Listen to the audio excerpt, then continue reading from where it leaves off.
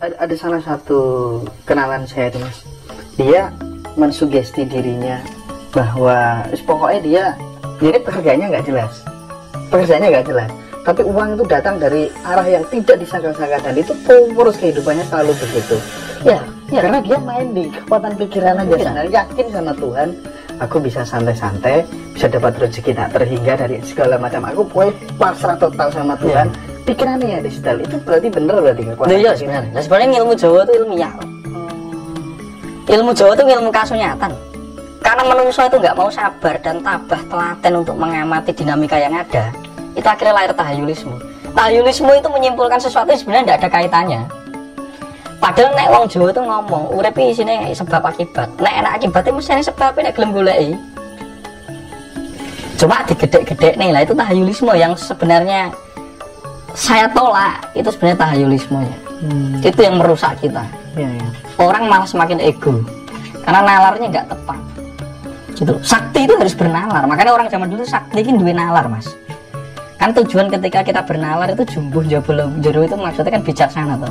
Tujuan dari hidup kita tuh wisdom sebenarnya, bijaksana, dewasa. Dewa itu berarti tua, unggul. Sa itu kemto, satu kesatuan, makanya menjadi dewasa. Nah gak dewasa kalau cah cilik itu sifatnya ngerusak. Karena orang ngerti, makanya wong itu harus ngerti. Dan ngerti duwe kesaktian tuh disalahgunakan kan, padahal sampean duwe senjata api itu sebab nembaki wong. Iya. Dan menurut saya santet tenun itu juga kekuatan manigo. Makanya saya sebut santet tenun itu senjata tempur. Tapi tidak diopeni nganggo rasa berbahaya, bisa disalahgunakan. Sebagaimana Anda itu punya senjata api. Senjata api kok disalahnya juga salah, santet itu juga salah, sing menyalahgunakan yang salah. Berarti pendidikan yang rasanya tidak dididiki tentang kesadaran. Gak duwe kesadaran tapi duwe kesaktian, berbahaya. Sama saja ketika anak itu bisa memegang dan memainkan senjata tapi tidak memiliki kesadaran. Akhirnya nesu karo Mas Taki tak dor ndase gitu. Akhirnya aku nesu mbek dhek yo maris tak sandet gitu. Lah sing tidak boleh ini. Ini kan jelas merusak ini. Jadi logis sebenarnya. Gak usah ditahayulkan teman-teman. Justru kehebatan kita nanti nek ngomong kebangkitan Nusantara harus berani ngomong seperti ini. Nah akhirnya ketika ada orang kayak Medarke itu nek jenengan ada hater dan lain sebagainya, hater itu berarti masih bermasalah di sini. Misalnya kalau di komen kabeh malah iki opo iki iso ngomong tok gak iso nglakoni. Lah wong iso ngomong mesti iso nglakoni. Misal gitu. Ketika orang ngomong seperti itu sebenarnya ada masalah di dalam hatinya. Anda tidak perlu kesel. Karena dia merasa pikirannya itu lebih unggul. Karena di situ ada kekurangan dari dirinya, nyapo gak aku ae, nyapo gak guruku, nyapo gak komunitasku. Aku jane sing luwih tuwek, dhek luwih nomor pinter ngomong. Jadi ada kecemburuan, itu masalah sebenarnya di dalam dirinya sendiri yang belum diselesaikan. Iya. Nah, makanya kemarin aku bilang nek ketemu wong sing benci karo kowe dadi hatermu, tidak usah kamu jawab dengan verbal. Nganggo ati ae. Itu alire dengan energi kasih. Gitu. Makanya kan Rasulullah nek ngajarkan nek wong sing membencimu jangan dibalas dengan benci, didoakan agar mendapat hidayah. Itu getaran sebenarnya.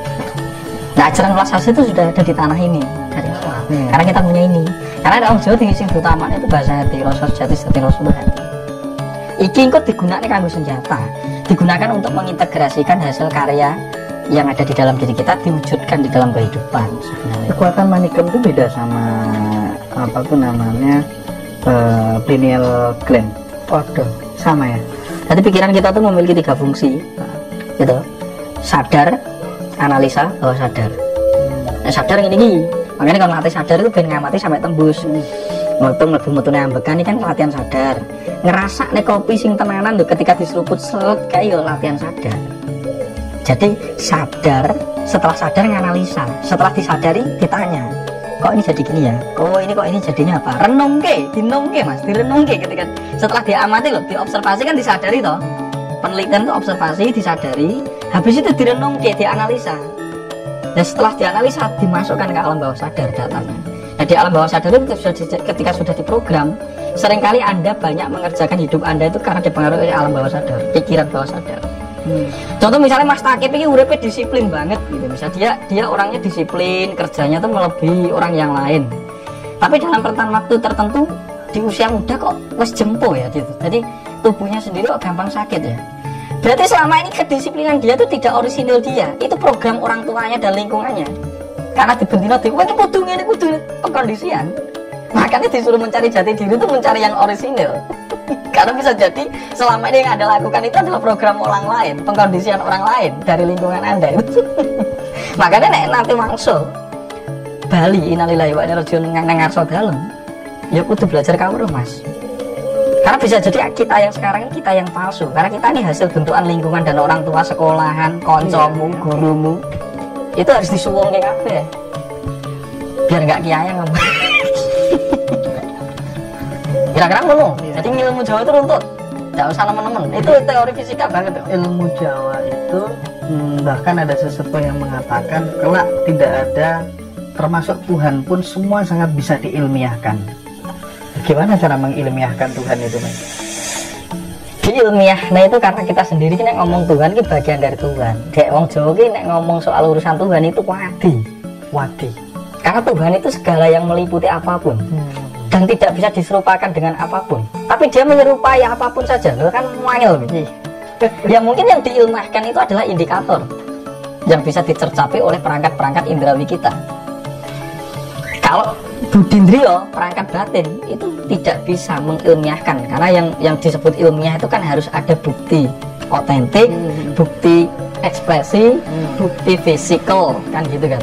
Itu kan sebenarnya harus begitu nek sing ilmiah itu.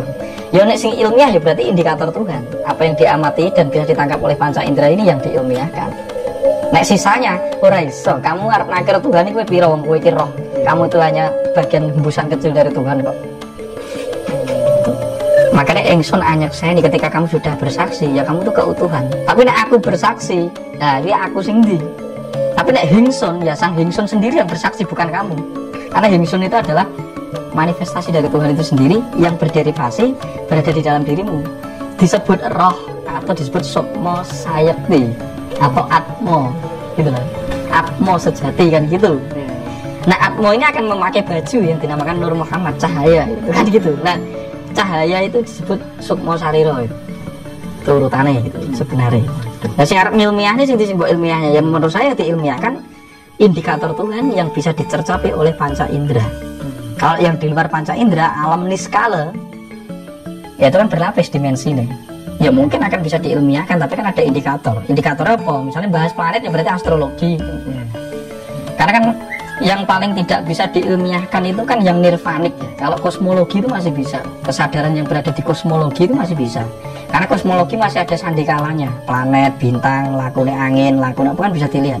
Tapi nek nirvanik, suwung gak iso piye nek ilmiah, Mas. Iya, Mas. Nanti aja deh, ini belum malam soalnya yang bahas itu nanti aja. Ya oke. Karo break, sharing-sharing. Ini Mas, saya kembali ke masalah apa pineal gland tadi ya. Berarti bisa seseorang memprogram dirinya dari yang tadinya pencapaian rendah menjadi pencapaian tinggi, dari yang tadinya sakit berat menjadi sembuh dengan sehat, dari yang tadinya miskin menjadi sejahtera bahkan ultra kaya. Semuanya itu bisa disetting dari pineal gland tadi. Ya, bisa. Nah kan perangkatmu tuh, kamu tuh diberikan oleh Tuhan cipta rasa karso yang diisi oleh urip napas. Makanya kan hono coroko, ho itu urip, no itu napas gitu. Terus ro cipta, co itu cipta, terus rasa ko itu terus karso. Lah 5 itu harus kamu kendalikan, berdayakan. Nanti akan membentuk Doto Solo, datang salah wayah yang lampah. Kamu tidak akan salah karena kamu titis ketika mengamati dunia di sekeliling. Itu nek sapa hono coroko ya, misalnya. Nek ajaran Jawa ya. Terus podo joyonya gitu loh. Padang jagate yen nyumurupono. Jagat ini bisa terang benderang ketika kamu mengetahuinya. Lah ini gak ngerti loh Pak. Jadi ora iso ngapa-ngapa itu. Iya. Baru mogo botongo kan gitu. Mogo botongo itu maring gambare Bathara Ngaton. Memaksikan mengamati perwujudan Gusti ingkang nyoto yang ada di luar diri kita. Berarti Gusti ki bebas. Wis dilebok ning jero awakmu kabeh. Itu rahasianya sebenarnya. Nek mau langsung tak tajali aku ngomong aku Gusti Allah ya dikeprok wong. Makanya gak mau dibahas tan kena pilih rokin apa. Iya. Berarti Mas ini misalnya ini Mas Indra nih. Dia men-setting aku nanti meninggal usiaku 101 tahun. Mungkin kan bisa. Sangat bisa ya. Misal gini, ada masalah yang terlahir. terus terjadi pamali. Pamali itu lahir karena dipercayai secara massal. Nah, ketika keyakinan dipercayai secara massal, kita harus kembali ke rumus awal bahwa apa yang kita pantulkan ke luar diri kita itu mengandung impuls energi. Contoh misalnya, Jawa Tengah ini Gunung Kidul kok kena pulung gantung ya. Jadi titik-titik dia gantung. 1, 2, 3 mungkin ada memori purba dari dia. Zaman dulunya tuh sangat rapuh. Lah kerapuhannya dia akhirnya naik stres, akhirnya gantung atau kendat itu mati itu. Itu juga karena disugesti wong oke, Mas. Satu tempat diyakini angker terus karena kamu memberi energi melalui pikiranmu. Mau dibayangkan siapa saja kalau masih diyakini percuma. Diyakinkan nek saiki.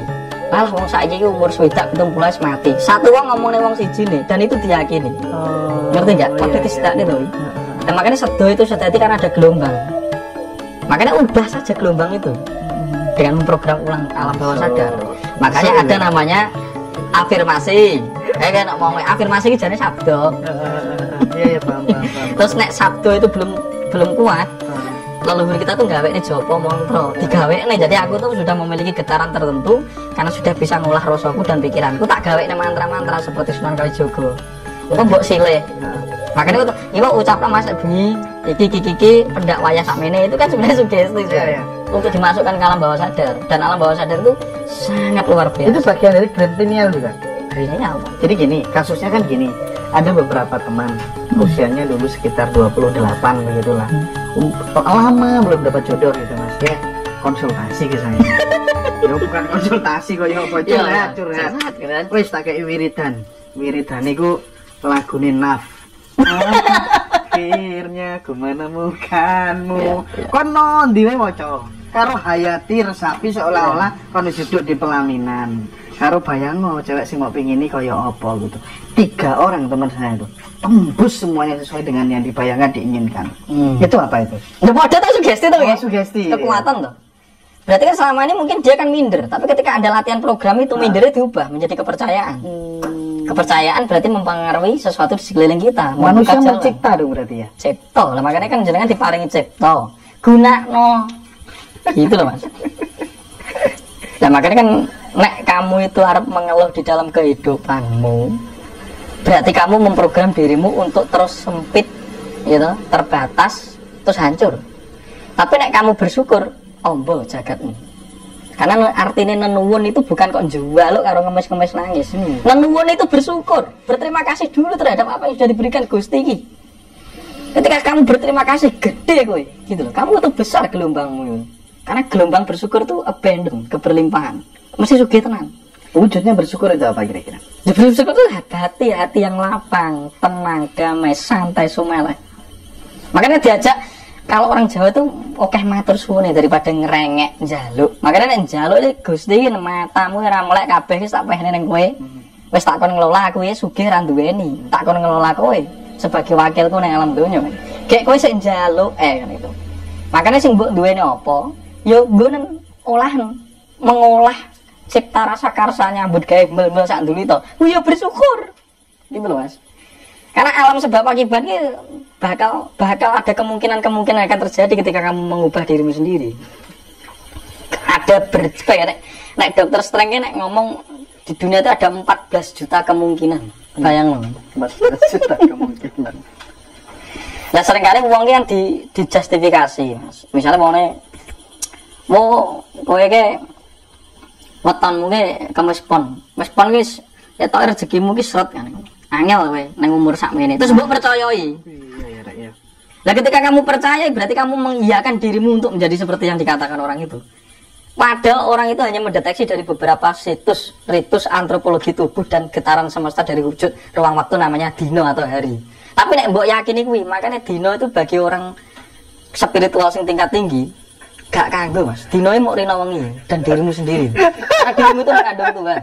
Gitu. Jadi aku gak nek perwetonan tuh boleh, wong itu seni kok. Gitu.